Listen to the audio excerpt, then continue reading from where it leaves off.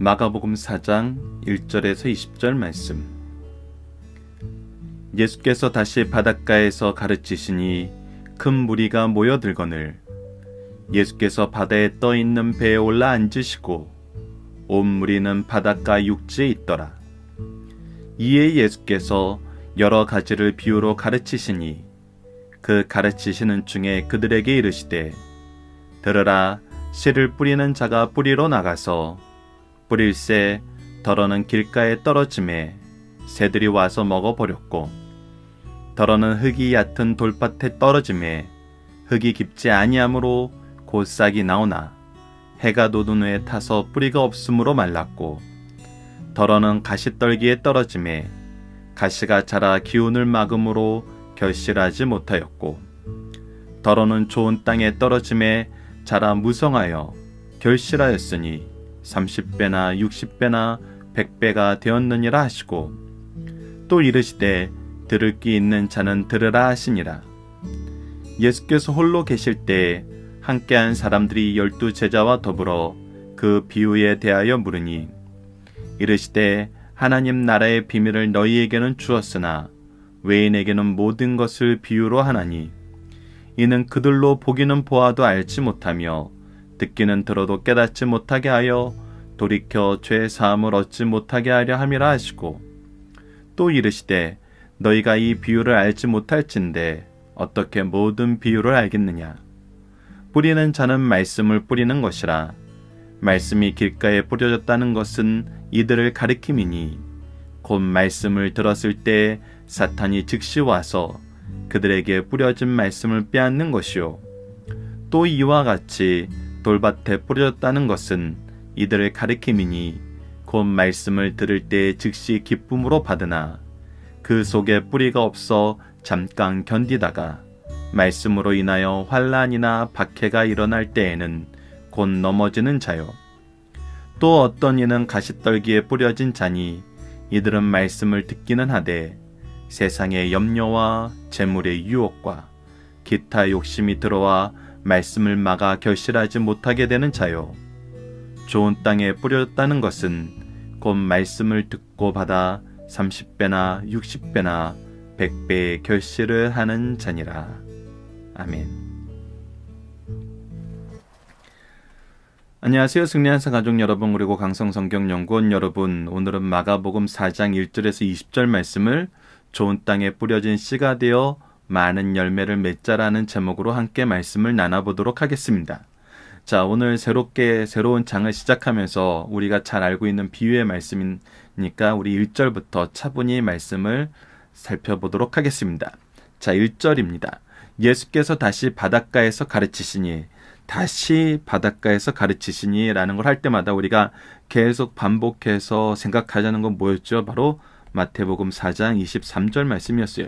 이 마태복음 4장 23절에는 예수 그리스도의 사역이 나타나는데 그것이 무엇이었냐면 teaching, 하나님의 말씀을 전하고 proclaiming, preaching 혹은 kingdom of God, 하나님의 나라를 선포하시고 그리고 healing, 모든 약한 것을 고치시는 것이 바로 예수님의 사역이었습니다. 예수님은 이 세 가지 사역을 쉬지 않으셨어요. 그래서 다시 바닷가에서 뭐 하셨어요? 가르치셨어요. 티칭 하셨어요. 하나님의 말씀을 전하시는 거예요. 그러면서 천국 복음을 전하고 이들의 영육간의 모든 연약한 것을 고쳐주시는 겁니다.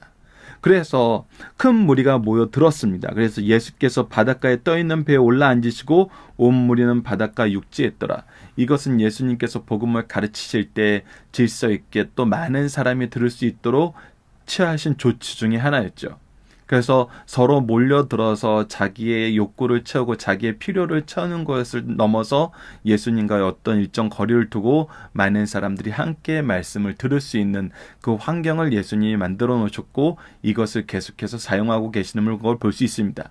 이때 예수님께서 여러 가지 비유로 가르치시는 사건이 또 나타나고 있습니다. 자, 이렇게 얘기하고 계십니다.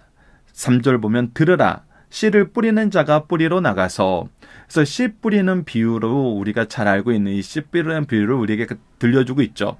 근데 이 씨 뿌리는 비유에는 4가지 밭이 나옵니다. 그 각각의 밭에 대해서 비유로 말씀하십니다. 4절을 보면 뿌릴새 더러는 길가에 떨어짐에, 첫 번째가 길가가 나오죠. 새들이 와서 먹어버렸고, 두 번째는 더러운 흙이 얕은 돌밭에 떨어짐에 흙이 깊지 않으므로 곧 싹이 나오나 해가 돋은 후 타서 뿌리가 없으므로 말랐고, 더러는 가시떨기에 떨어짐에 가시가 자라 기운을 막음으로 결실하지 못하였고, 더러는 좋은 땅에 떨어짐에 자라 무성하게 결실하였으니 30배나 60배나 100배가 되었느니라 하시고, 라고 하면서 바로 길가, 얕은 돌밭, 가시떨기, 좋은 땅이 네 가지의 밭에 씨가 뿌려짐을 얘기하고 있습니다. 자, 이 해석에 대해서는 우리가 14절 말씀 이후로 이 비유의 해석을 말씀해주고 있으니까 거기에서 보고, 자, 우선 비유로 말씀하신 이유는 뭐였습니까? 비유로 말씀하신 이유는 무엇이죠? 그거에 대해서 이렇게 얘기합니다. 11절에 그 힌트가 나타나고 있는데, 이르시되 하나님 나라의 비밀을 너희에게는 주었으나 외인에게는 모든 것을 비유로 하나니. 자, 무엇이란 거예요? 하나님 말씀에 대한, 즉 하나님의 은혜에 대한 이 대상자가 이미 정해져 있다는 것입니다. 이 정해져 있다는 거에 대해서 우리가 마태복음 아니면 마가복음 그리고 누가복음, 요한복음에서도 계속해서 나타나는 것은 이 말씀의 은혜를 받아 누리게 하기 위해서 우리에게 먼저 가르쳤던 건 뭐예요? 회개하라, 천국에 가까웠는 이였어요. 그래서 회개의 역사가 성령의 역사이고, 이 회개의 역사를 통해서 예수 그리스도를 발견할 수 있고, 예수 그리스도를 통해서 구원의 은혜의 복음이 우리에게 오고 있음을, 이것이 하나님의 구속의 역사임을, 그래서 성부께서 구원을 계획하시고 성자께서 구원을 성취하시고 성령께서 이것을 적용하고 계심을 우리에게 가르쳐 줌으로써 구속의 은혜는, 구속의 역사는 삼위일체 하나님의 주권적인 은혜이고 역사임을 우리에게 가르쳐 주고 있어요. 그리고 이 은혜를 하나님께서 정해진 자에게 다 허락하신다는 것입니다. 그러나 반대로 어떤 사람이 있다는 것입니까? 이 은혜에 허락받지 못한 자들이 있다는 것입니다. 이들의 특징은 뭐였어요? 완악함과 교만이었고, 예수 그리스도를 거부하고 거절하고 미워하는 거였어요. 우리가 어제 말씀에서는 이들이 거역하고 거절하면서 성령을 회방하는데 어디까지 회방했어요? 바로 하나님의 구속의 역사를 사탄의 역사라고 얘기하면서 메시아 되신 예수님을 사탄의 괴수라고 부르고 있었잖아요. 바로 이러한 특징이 있습니다.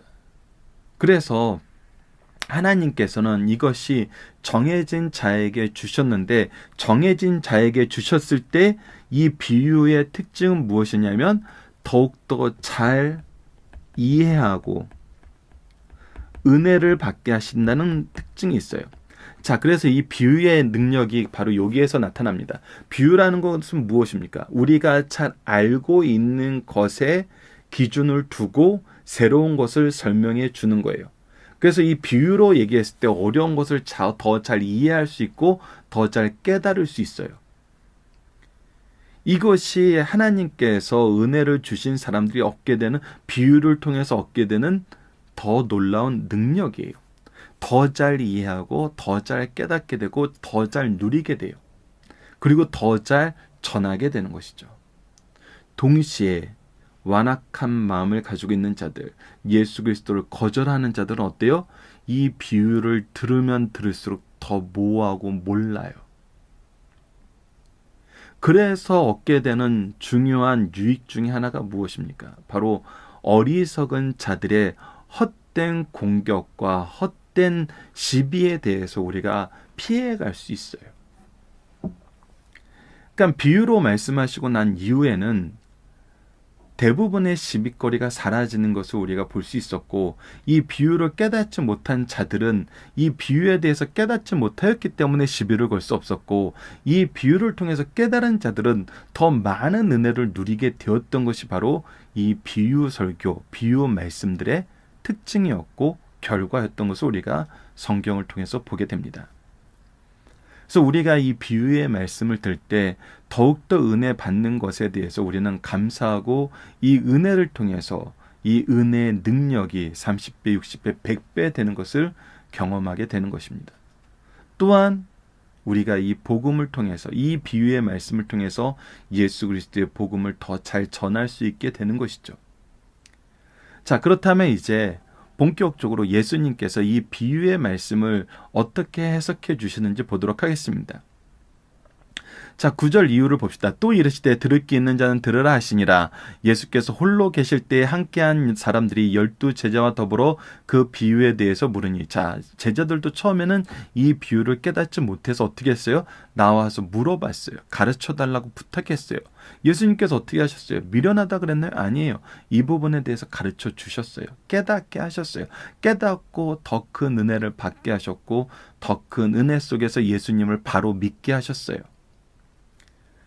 자, 그래서 계속 봅시다. 이르시되 하나님 나라의 비밀을 너희에게 주었으나 외인에게는 모든 것을 비유로 하니 이는 그들은 보기는 보아도 알지 못하며 듣기는 들어도 깨닫지 못하게 하여 돌이켜 죄의 사함을 얻지 못하게 하려 함이라 하시고, 이 말씀은 이사야서 말씀의 인용 중에 하나로, 이 말씀의 역사가, 이 은혜의 역사가 하나님께서 정해진 사람들에게 풍성하게 임함과 동시에 이것을 거부하고 거절하는 자에게는 깨닫지 못함을 준다는 것을 우리에게 얘기하고 있습니다. 13절을 보면 또 이르시되 너희가 이 비유를 알지 못할진데 어떻게 모든 비유를 알겠느냐 하시면서 예수 그리스도의 복음의 역사가 어떠한지를 우리에게 가르쳐주고 있습니다. 자, 14절 말씀부터 해석의 말씀이 이어집니다. 한번 봅시다. 뿌리는 자는 말씀을 뿌리는 것이라. 즉 이 씨는 무엇이다? 하나님의 말씀이다. 복음이다. 즉 이 복음은 우리가 어떻게 얻게 된다? 주시는 분을 통해서. 이것이 바로 누구시죠? 예수 그리스도시죠. 즉 하나님이십니다. 하나님이 주신 은혜의 복음이에요. 자, 이 은혜의 복음이 왔을 때 어떠한 반응이 나타나냐는 겁니다. 어떠한 상황들이 나타나냐는 거예요. 자, 길가에 뿌려졌다는 것은 이들을 가리킴이 곧 말씀을 들을 때 사탄이 즉시 와서 그들에게 뿌려진 말씀을 빼앗는 것이요. 자, 이들은 바로 어떤 사람들이란 거예요? 사탄의 노예된 자들이란 거예요. 사탄의 하수인이 되었다는 거예요. 사탄과 함께 지내는 자들이란 거예요. 이들이 그런 삶을 더 즐거워하고 있다는 거예요.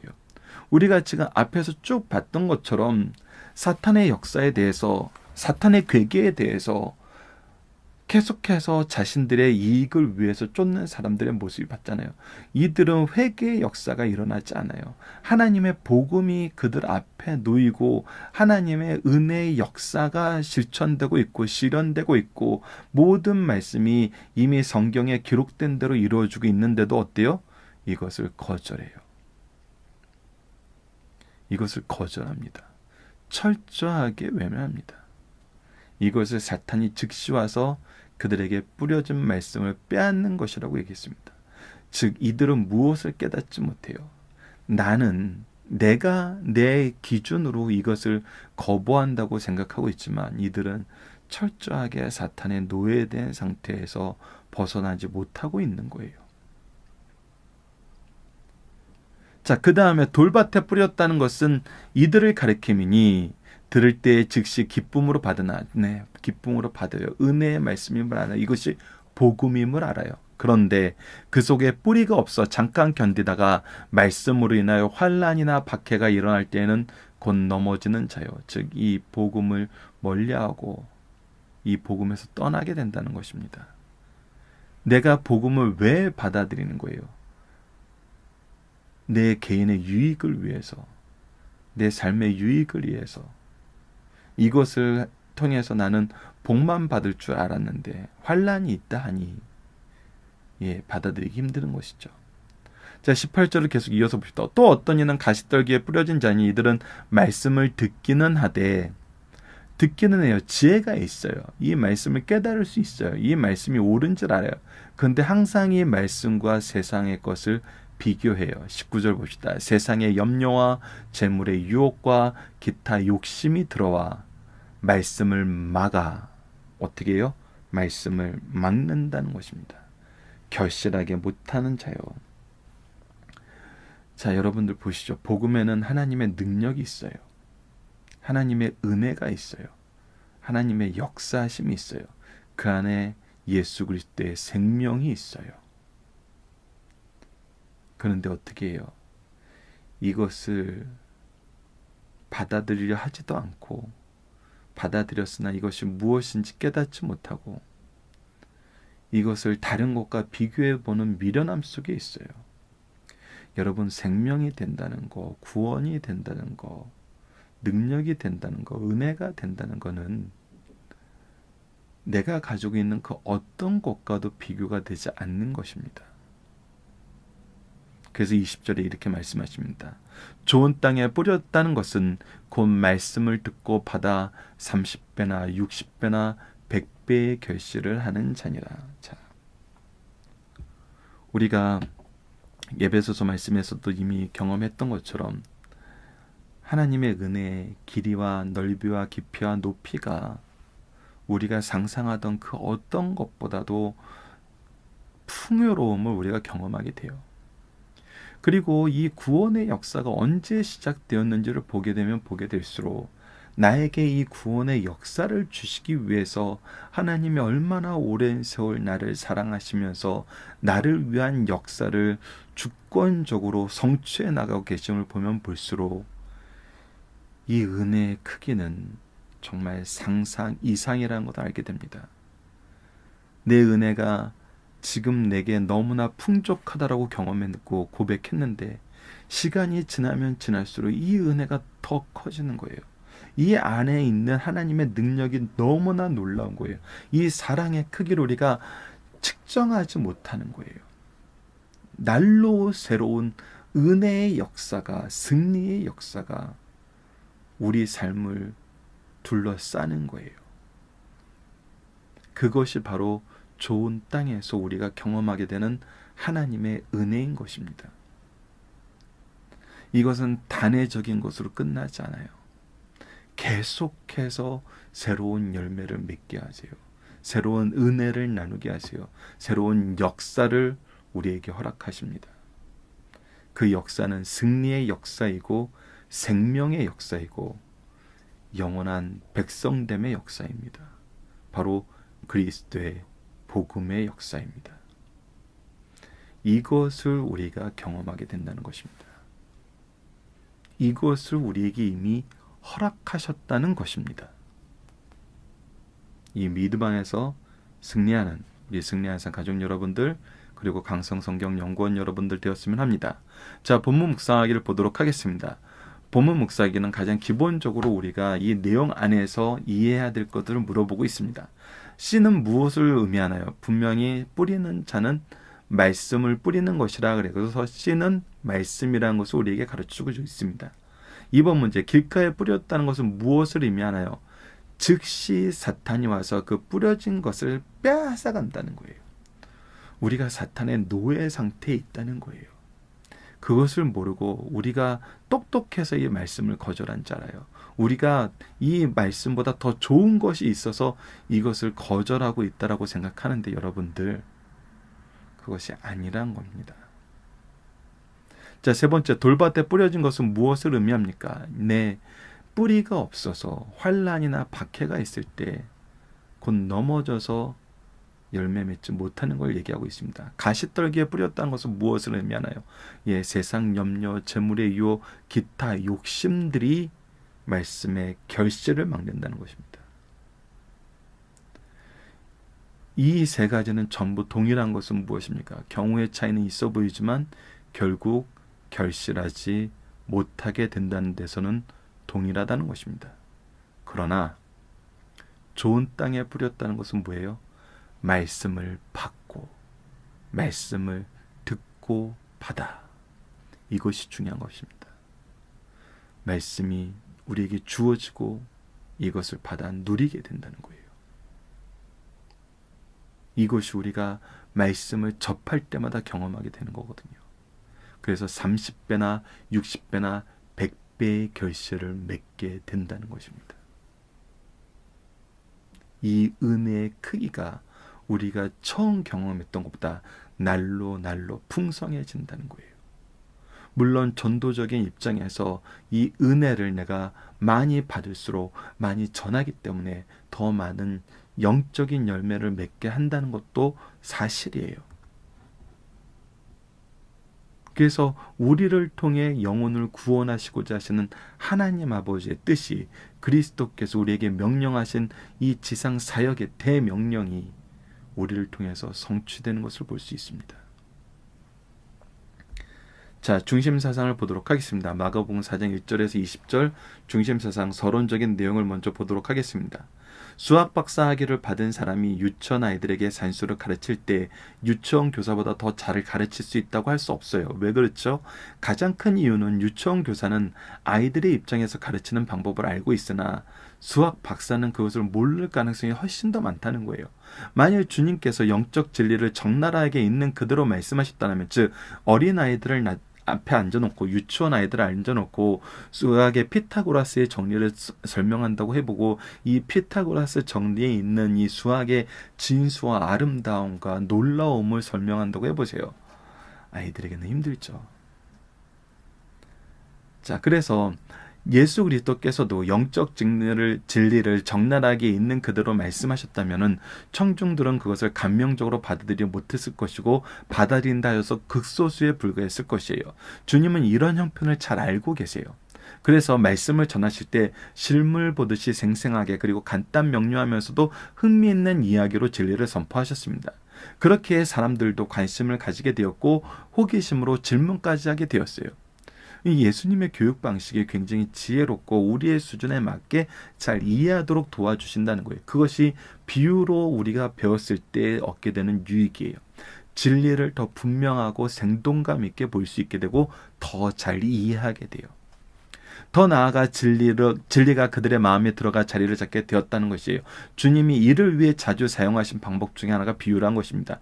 비유는 헬라어의 파나볼레로 하나를 다른 것 앞이나 옆에 내미는 것이에요. 즉 이해되는 하나의 새로운 것에 비교시켜 새로운 것을 이해시키는 거예요. 즉 이미 하나가 이해되고 있는 가정 우리에게 친숙한 것 옆에 새로운 걸 둠으로써 이것을 서로 비교하여서 새로운 것의 이해를 증폭시키는 거예요.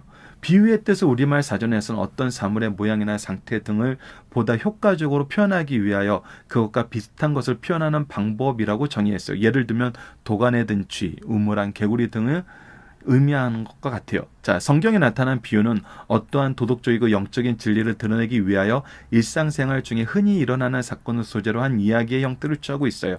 이런 의미에서 천상의 의미를 가진 지상의 이야기라고 할 수 있습니다. 이렇게 볼 때 구약의 모든 제도, 성막, 제사도 예수 그리스도의 속죄 사실을 가르치기 위하여 하나님의 비유로 주신 것임을 히브리서를 통해서 확인할 수 있어요. 자, 히브리서 9장 9절로 10절을 봅시다. 이 장막의 현재까지 비유니 이에 따라 드리는 예물과 제사는 섬기는 자를 그 양심상 온전하게 할 수 없나니 이런 것을 먹고 마시는 것과 여러 가지 씻는 것과 함께 육체의 예법일 뿐이며 개혁할 때까지 맡겨둔 것이니라. 자, 이것을 통해서 우리가 보게 되는 건 무엇입니까? 하나님의 준비하심이 얼마나 놀랍다는 거예요. 하나님의 교육하심이 얼마나 꼼꼼하셨냐는 거예요. 자, 제사제도를 줘서 이 제사제도를 생활 속에 깊이 녹이고 이 의미를 발견하게 하시고 이 의미 안에서 우리가 율법 아래에서 얼마나 연약한지까지 보게 하신 다음에 그리고 예수님을 보내주시잖아요.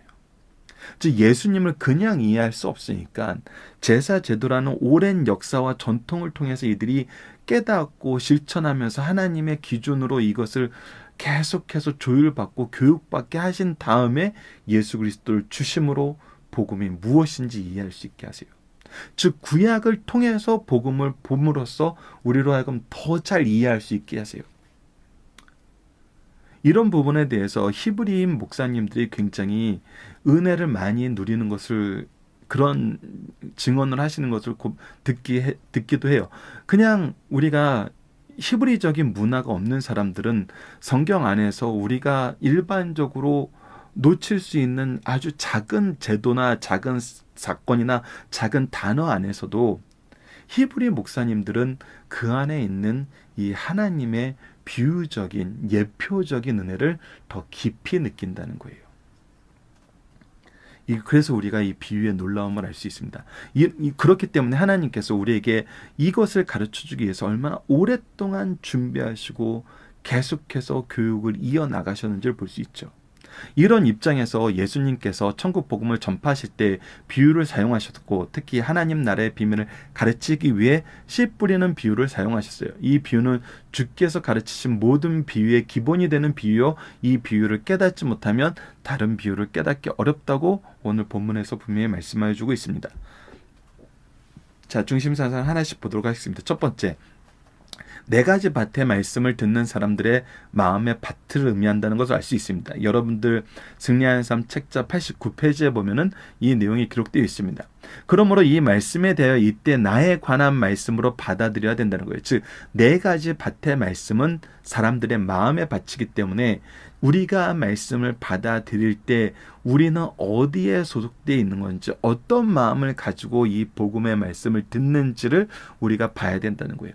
복음은 복음으로서 받아들여야 돼요.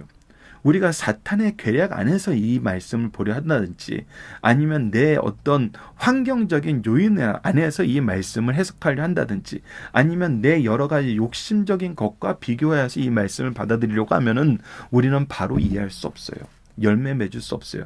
말씀은 말씀 자체의 은혜가 있는 것입니다. 그래서 듣는 자에게 반드시 하나님께서는 그 책임이 있음을 동시에 우리에게 가르쳐주고 있어요. 우리가 어떤 자세로 받느냐는 거예요. 우리가 무엇을 염두에 두고 받느냐는 거예요. 오직 하나님의 은혜, 예수 그리스도의 복음, 그리고 하나님의 기준으로 봐야지, 내 개인의 어떤 것을 가지고 이 말씀을 걸러서 보려고 그럴 때는 결국 열매 맺지 못하는 것입니다. 두 번째, 하나님 나라의 기본적 성격을 바로 깨닫게 하시는 말씀입니다. 여기서 씨란 복음이에요. 하나님의 말씀이에요. 즉 예수님이 씨 뿌리시고 예수님이 복음 되시는 바로 이 씨임을 우리가 알 수 있습니다. 그리고 더 나아가서 우리가 이 말씀을 통해서 보게 되는 것은 우리도 또한 무엇이 될 수 있어요? 이 씨를 뿌리는 자가 될 수 있어요. 하나님께서 구속사의 능력 있는 일꾼으로 우리를 세우시고 이 세상에 복음의 일꾼대라고 보내실 때는 우리도 이 일을 감당해야 됨을 우리에게 갖춰주고 있어요. 그러나 우리에게 중요한 약속이 있죠. 그것이 무엇이죠? 예수님의 도구로 사용되는 것은 우리가 주님의 뜻에 의해서 이 일을 하는 것과 동시에 주님의 지지와 지원, 즉 우리에게 합당한 능력과 필요한 모든 것을 공급해 주심을 우리가 알게 된다는 거예요. 즉 우리를 이 일을 할 수 있도록 하시는 분이 누구라는 거예요? 예수 그리스도, 성령의 능력이라는 것입니다. 성령의 은혜라는 것이에요.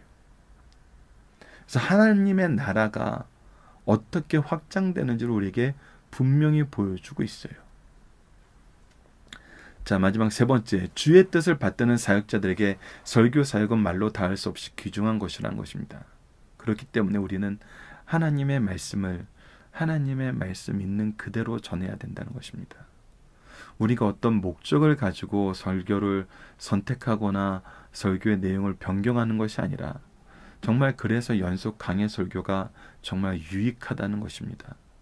우리가 말씀을 처음부터 시작하여 끝까지 봄으로써 이 말씀 전체를 통해서 우리에게 주고자 하시는 하나님의 뜻과 그 뜻을 우리에게 가르치기 위해서 계속적으로 이렇게 이어나가시는 말씀. 그래서 우리로 하여금 다른 것, 다른 뜻, 다른 상황, 다른 해석 이런 것에 눈을 돌리게 하는 것이 아니라 본질적인 하나님의 말씀에, 하나님의 뜻에 집중하게 하는 것. 이것이 바로 연속 강해 설교의 특징이고 유익입니다. 그리고 우리는 그렇게 또 말씀을 전할 수 있어야 되고 그 안에서 하나님이 주신 뜻으로 우리는 말씀을 해석하고 적용해야 됩니다. 우리가 다시 한번 밭에 비유해서 봤다시피 다른 것을 가지고 이 말씀을 받아보면은 열매를 맺지 못한다는 것.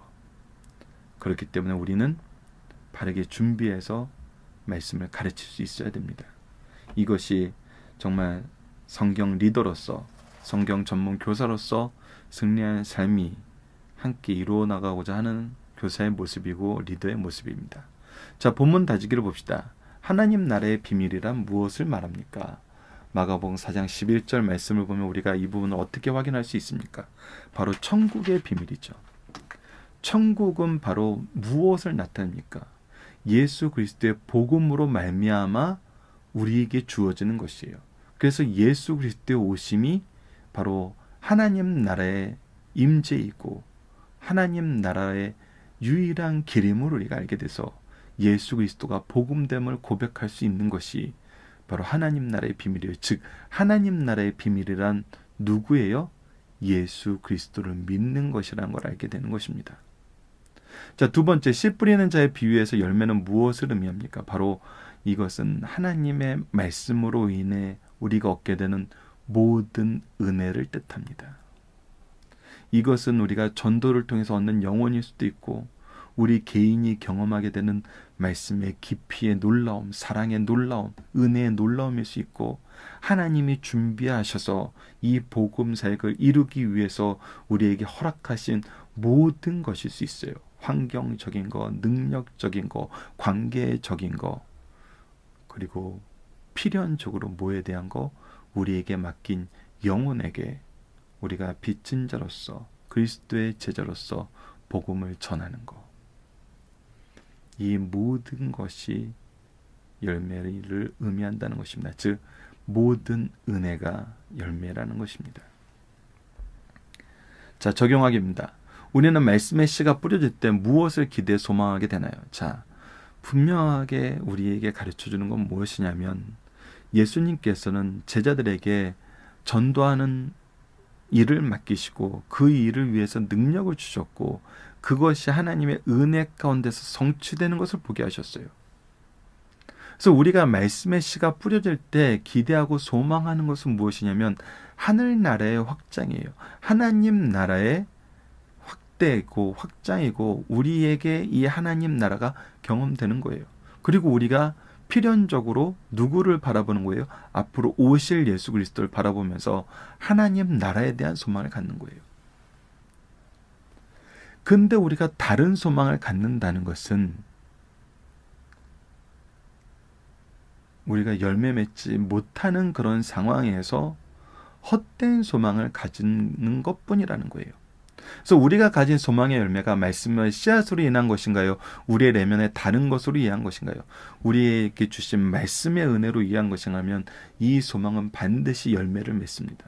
그러나 우리가 사탄의 노예된 상태로 있다는 것은 뿌리도 내리지 못하는 것이고 우리가 어떤 환난에 의해서 그것의 유무에 의해서 그리스도의 복음을 받아들인다는 것은 뿌리를 내리지 못하는 것이고 우리가 각종 염려와 걱정을 해소하기 위해서 이 복음의 씨앗의 열매를 이용한다면 결국 이것도 열매를 맺지 못합니다. 오직 복음의 은혜 속에서 하나님의 역사에 순응하면서 순종하면서 의지하면서 나아갈 때 믿음으로 나아갈 때 열매 맺게 하신다는 것입니다. 그렇기 때문에 말씀의 씨앗으로 말미암고 말씀이 주시는 내용 안에서 말씀이 주시는 결과로 나아가는 것이 우리가 가진 참된 소망이 되어야 된다는 것입니다. 다른 소망은 헛된 것일 뿐입니다. 자, 우리가 이번 주 공동기도 제목 우리의 신앙이 항상 말씀을 힘입어 그리스도 안에서 성령의 역사로 성장하게 하여 주시옵소서. 오늘 말씀에서 우리가 함께 나눌 기도 제목은 하나님 우리가 말씀의 씨앗을 받았을 때 오직 말씀의 열매를 소망하게 하여 주소서. 우리에게 주신 복음을 통해 구속사의 기쁨과 영원 구원의 은총을 더욱 충만하게 경험하게 하여 하심을 감사합니다. 이 두 가지로 함께 기도하고 여러분들 각자가 가지고 있는 기도 제목들 혹시 함께 우리 합심기도나 중보기도가 필요하신 분들은 댓글로 남겨주시면 함께 기도하도록 하겠습니다. 감사합니다.